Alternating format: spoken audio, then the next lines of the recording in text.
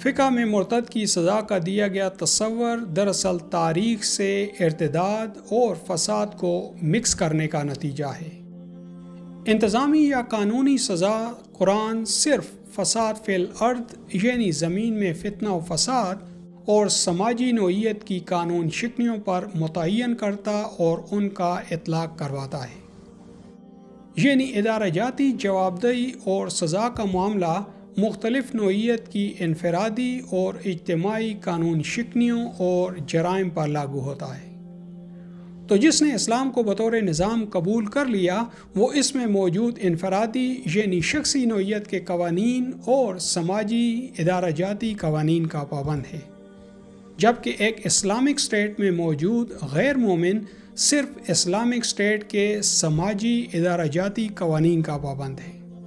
رب کو ماننا نہ ماننا یا اس کے دیے نظام کو قبول کرنا نہ کرنا انفرادی جوابدہی کا معاملہ ہے جو خالصتاً انسان اور اللہ کے درمیان ہے، اور اس کا فیصلہ آخرت میں ہونا ہے۔ آپ دیکھیں گے کہ قرآن اس پر کوئی سزا متعین نہیں کرتا۔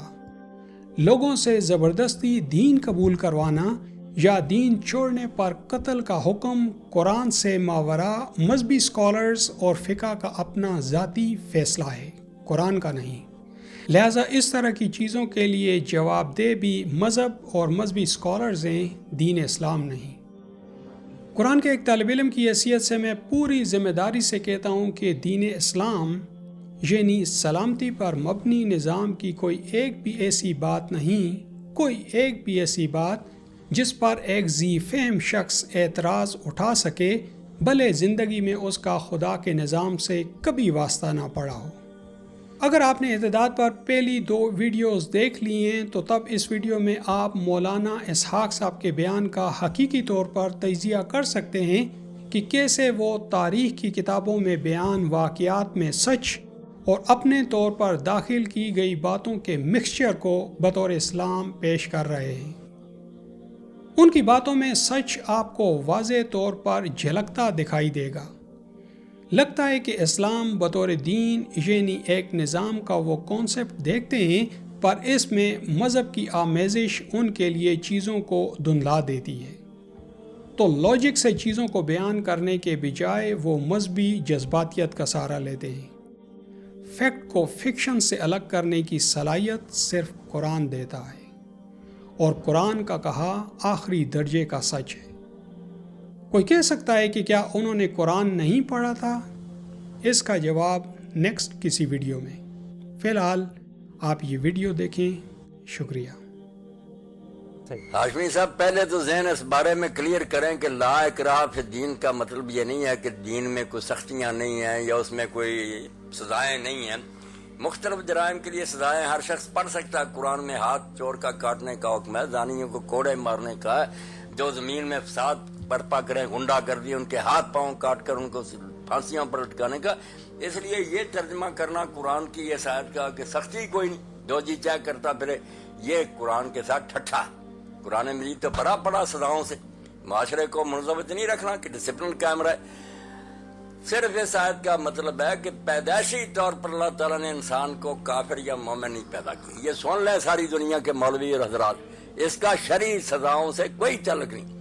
یہ فطری جو ہے تکوینی جبر ہے کہ پیدائشی تقدیر کی طرف سے کوئی جبر نہیں کیا گیا کہ کوئی کافر پیدا کر دیا جائے کوئی مومن۔ قد تبین الرشد من الغی، اللہ نے ہدایت واضح کر دی ہے، جس کا جی چاہے وہ کافر بنے، جس کا جی چاہے وہ مومن بنے۔ اب کافر مومن بننے کے بعد جو ہے نا قانون وہ تو لاگو ہوں گے۔ کوئی شخص فوج میں بھرتی ہونا چاہتا ہو یا نہ ہو، جب ہو گیا اب اگر وہ کہے میں ڈسپلن کی پابندی نہیں کروں گا، کیوں نہیں کرے گا؟